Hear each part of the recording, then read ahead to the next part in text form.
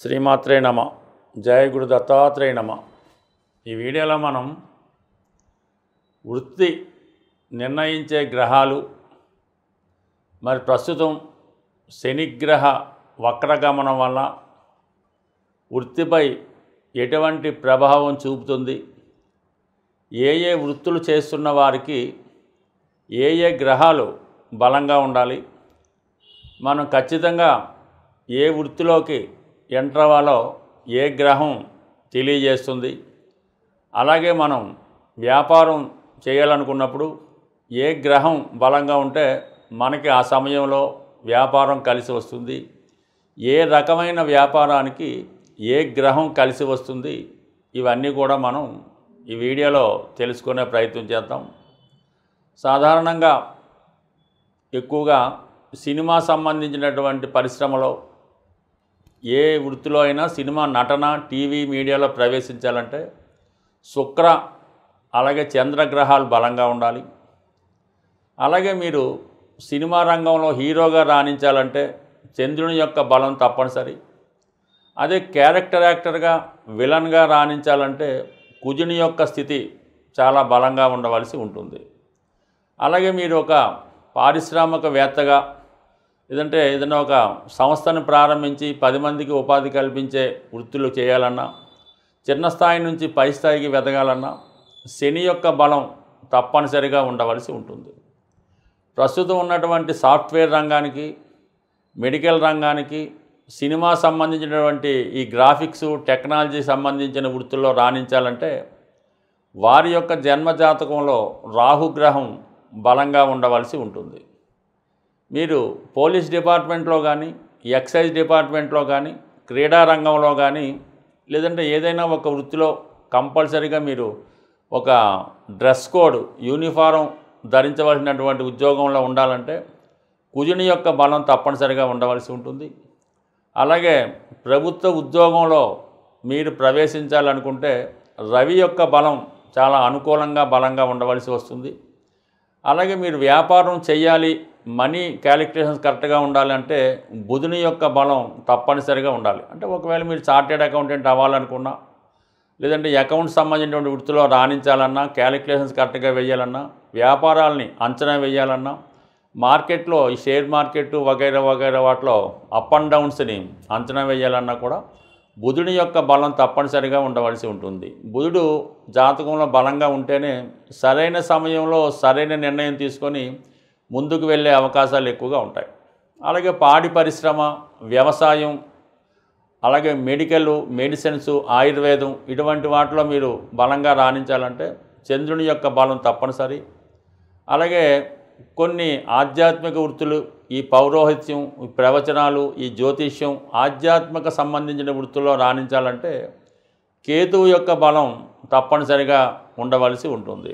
అయితే ఏదన్నా శని సేవకా వృత్తిని సూచిస్తాడు కాబట్టి శని సంబంధించినటువంటి కనెక్షను ఇప్పుడు చెప్పుకున్నటువంటి గ్రహాలకి ఉన్నప్పుడు జాతకుడు సబార్డినేట్గా చేయడం కానీ ఉద్యోగం చేయడం కానీ జరుగుతూ ఉంటుంది.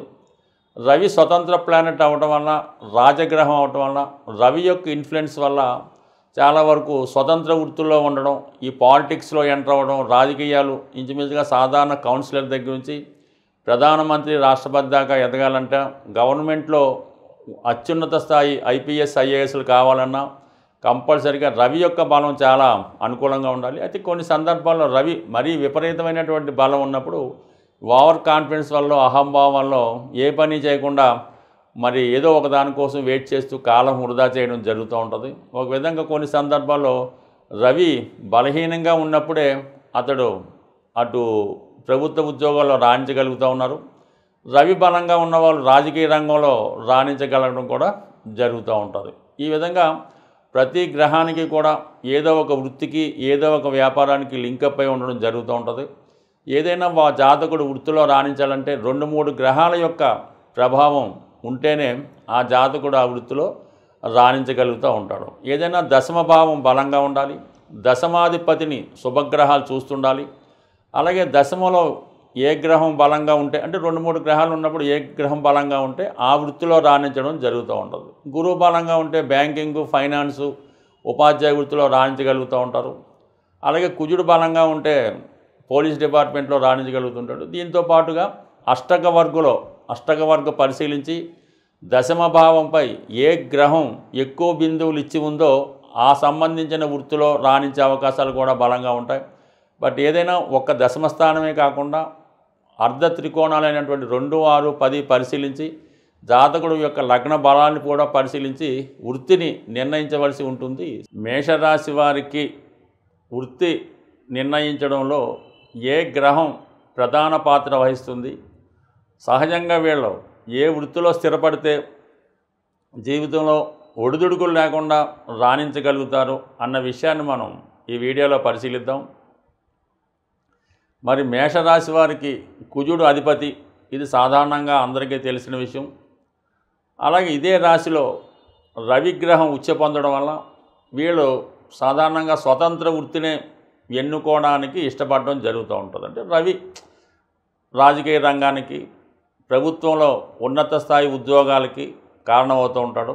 వీళ్ళు ఒకరి కింద పనిచేయడానికి ఇష్టపడరు, ఒకరు చెప్పినది వినడానికి ఇష్టపడకపోవడం వల్ల వీరికి ఏది కరెక్ట్ అనిపిస్తే అదే ధోరణిలో వీళ్ళు వెళ్ళడానికి ఇష్టపడుతూ ఉంటారు. ఆ కారణం వల్ల ఏంటంటే వీళ్ళు కంపల్సరీగా అయితే రాజకీయ రంగం, లేదంటే రియల్ ఎస్టేటు, కొన్ని ప్రాంతాల్లో ఈ మోటార్ ఫీల్డ్కి సంబంధించింది ఎన్నుకోవడం జరుగుతూ ఉంటుంది. మరి కొంతమంది ఈ గృహాలు నిర్మించడం, దానికి సంబంధించిన మెటీరియల్స్, వాటి సంబంధించిన వృత్తిలో స్థిరపడడానికి ఇష్టపడుతూ ఉంటారు. అంటే వీళ్ళు శ్రమించి పని చేయకపోవడానికి కారణం ఏంటంటే ఇదే రాశిలో శనిగ్రహం నీచ పొందడం వల్ల సాధారణంగా వీళ్ళు పని చేయించడం తప్ప పని చేయడం వీళ్ళకి పెద్దగా ఇష్టం ఉండదు. చాలా సందర్భాల్లో వీళ్ళ సొంత పనులు కూడా ఇతరులకి పురమాయించి వాళ్ళతో చేయించుకోవడం జరుగుతూ ఉంటుంది. బట్ ఏదైనా వీళ్ళు కార్యసాధకులుగా ఏది సాధించాలన్నా కూడా 100% సాధిస్తారు. అది నచ్చితే మాత్రమే చేయడం జరుగుతూ ఉంటుంది. ఎక్కువ శాతం పోలీస్ డిపార్ట్మెంటు, అలాగే మిలిటరీ సంబంధించిన వృత్తుల్లో చాలామంది ఉండడం జరుగుతూ ఉంటుంది. దీనికి కారణం ఏంటంటే రాష్ట్రాధిపతి కుజుడు దశమ స్థానం అయినటువంటి మకరంలో ఉచ్చ పొందుతూ ఉంటాడు. ఆ కారణం వల్ల వీళ్ళు ఎక్కువగా అథారిటేటివ్ ఉద్యోగాలు, 10 మందితో పని చేయించగలిగే ఉద్యోగాలు రాణించగలుగుతుంటారు. ఎవరి జన్మజాతకంలో అంటే కుజుడు దశమంలోనే ఉండి ఉచ్చులో పొందకపోయినా మిగతా స్థానాల్లో కూడా ఉన్నప్పుడు బలంగా ఉంటే కంపల్సరీగా వీరు వివిధ రంగాల్లో పోలీస్ వృత్తిలో కానీ, మిలిటరీ సంబంధించింది కానీ ఇటువంటి వృత్తిలో ఉండే అవకాశం ఉంది. కొంతమంది వైద్య వృత్తిలో కూడా రాణించే అవకాశం ఉన్నది. బికాజ్ రవి కూడా బలంగా ఉంటే, రవి బలంగా ఉంటూ శని కూడా బలంగా ఉంటూ కుజుడు కూడా సహకరిస్తే ఆపరేషన్లు చేసే, అంటే ఇంచుమించుగా చాలా నైపుణ్యంతో కూడుకున్నటువంటి, చాలా టెక్నాలజీతో కూడుకున్నటువంటి వైద్య వృత్తిలో స్థిరపడే అవకాశం ఉంది. అంటే ఎక్కువగా ఈ మేషరాశి వారు బ్రెయిన్కి సంబంధించినటువంటి, అంటే సర్జరీ, ఈ న్యూరో సర్జరీ, ఎలాగేంటంటే ఈ బ్రెయిన్కి ఈ యాక్సిడెంట్లు అయినప్పుడు వాటికి సంబంధించినటువంటి సర్జరీలో ఎక్కువగా ఈ రాశివారు రాణించగలుగుతూ ఉంటారు. సో అలాగే మరి ఫైనాన్స్ సంబంధించిన వ్యవహారాల్లో కూడా ఎక్కువగా రాణించే అవకాశం ఉంది. ఎందుకంటే ఇదే రాశిలో మనకి శుక్రుని యొక్క నక్షత్రం భరణి నక్షత్రం ఉండడం వల్ల, ఆ భరణి నక్షత్రాధిపతి శుక్రుడు 2వ స్థానానికంటే వృషభ రాశికి కారకుడు అవటం వల్ల, రాశ్యాధిపతి అవటం వల్ల వీళ్ళు పుట్టడమే సహజంగా ఉన్నత స్థాయి కుటుంబంలో జన్మిస్తాడు.